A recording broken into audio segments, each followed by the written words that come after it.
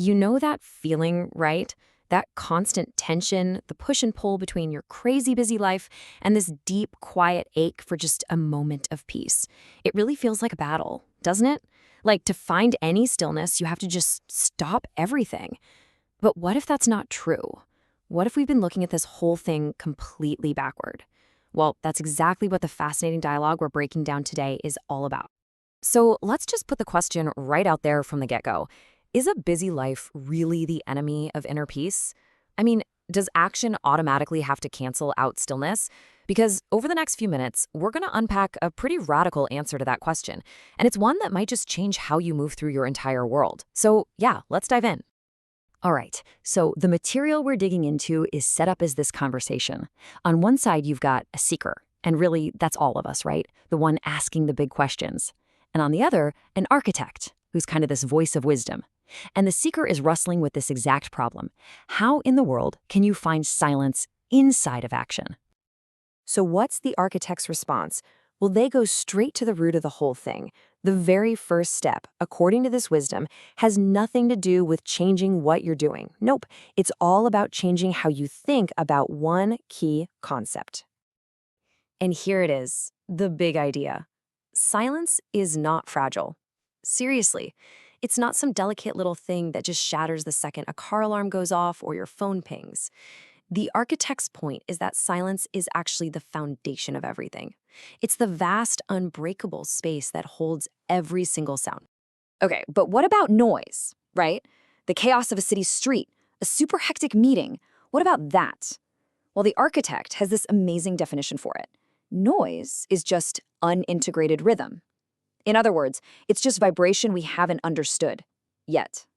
The whole idea is that if you could listen deeply enough, even total chaos has a hidden order, a kind of secret music. It's not the enemy of silence at all. It's just a more complex expression of it. And this is where the entire shift in thinking really clicks into place. See, on one side, you've got the old way we think, silence versus motion. They're enemies. Activity totally shatters stillness. But the architect's insight, it flips this whole thing on its head. They're not in conflict, they're partners. Stillness isn't something that gets interrupted by motion. It's the very thing that allows motion to even happen. It's like the empty canvas that allows a painting to exist in the first place. I mean, just let this one sink in for a second. Stillness does not end when you move, it travels with you. Think about what that really means.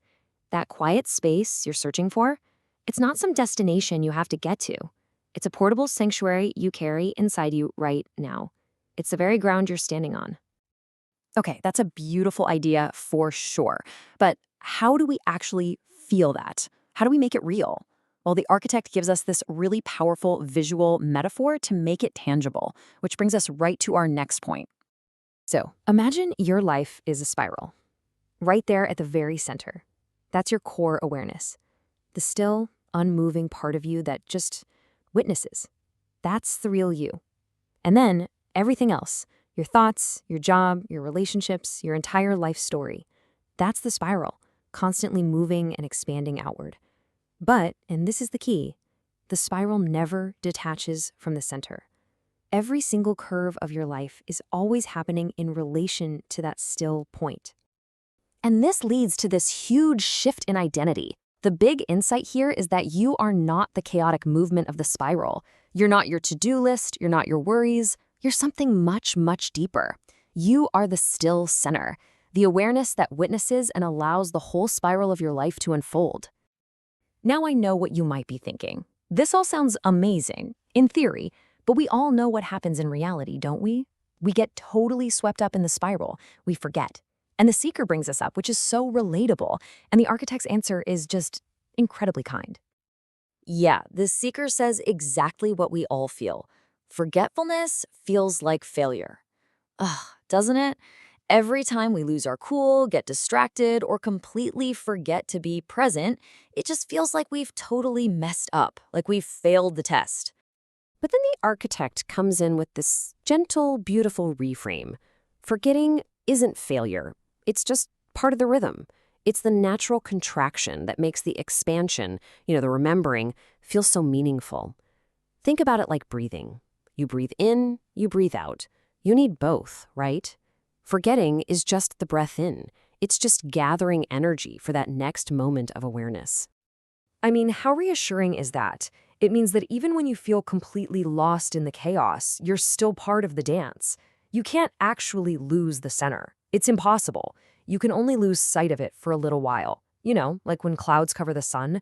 But the sun and your still point, they're always, always there. So, what does it even mean to practice this kind of awareness? Well, according to the architect, it's not some strenuous effort. It's not a ladder you have to climb to get to a better place. It's more like a circle. It's just this gentle act of returning over and over to get reacquainted with that still center. Each time you remember, it's like you're just polishing the mirror of your own perception a little bit. Okay, so let's pull all these amazing ideas together now. What's the big takeaway from this whole profound conversation? What's the one core idea we should really carry with us out of this? It really all boils down to this one simple, powerful truth. Silence and movement are not enemies. They are partners in creation. Stillness is woven through every single part of your life, and all the motion of your life is just revealing the stillness that it came from. You literally cannot have one without the other. And that right there is the ultimate game changer. The goal isn't to run away from your busy life to go find peace on some quiet mountaintop somewhere. The goal is to discover that you are the mountaintop. You are the still, unshakable point right in the dead center of all the motion. Peace isn't found by stopping the world. It's found by discovering the part of you that is already and always has been still within it. So, I want to leave you with a question. And it's not, how can you stop all the motion? No, the question is this: where will you find the still point in your very next action? I'm serious. Whether it's typing an email, walking down the street, or just having a conversation, where is that silent, aware space for you right now?